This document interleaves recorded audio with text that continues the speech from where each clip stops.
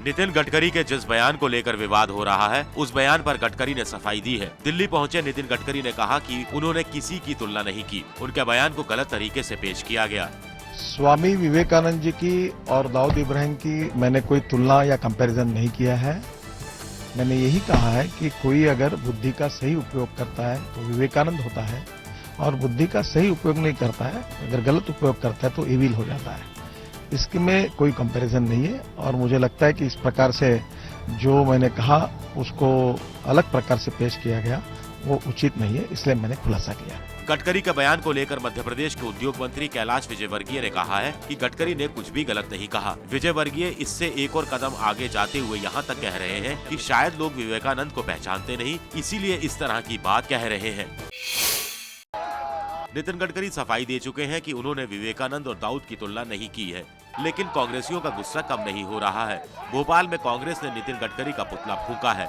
कांग्रेस के नेता गडकरी से माफी की मांग कर रहे हैं।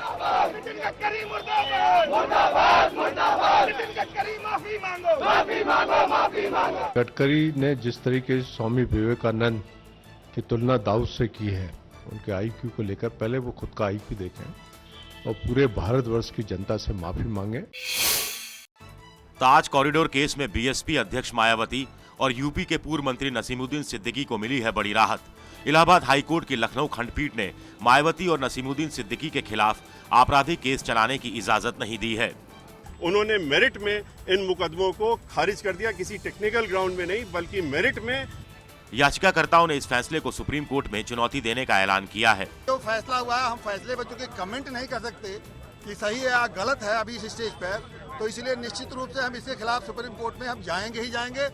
2007 में यूपी के राज्यपाल टीवी राजेश्वर राव ने मायावती और सिद्दीकी के खिलाफ केस चलाने की इजाजत नहीं दी थी, तब से ये केस ठंडे बस्ते में था। 2009 में मायावती के खिलाफ दायर 3 अर्जियों पर इसी साल 12 सितंबर को सुनवाई पूरी हुई और आज कोर्ट ने फैसला सुनाया।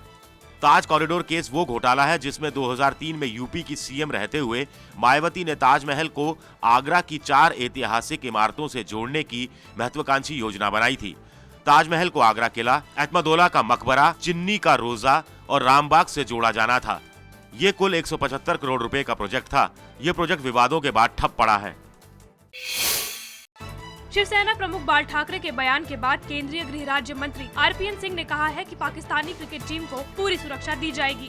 खेल में तो पहले राजनीति नहीं लानी चाहिए, और जहाँ तक सुरक्षा की बात है यार, हिंदुस्तान अगर कोई भी खिलाड़ी आएगा किसी देश का भी, तो सुरक्षा में कोई कमी किसी को भी नहीं, कम नहीं होने देंगे।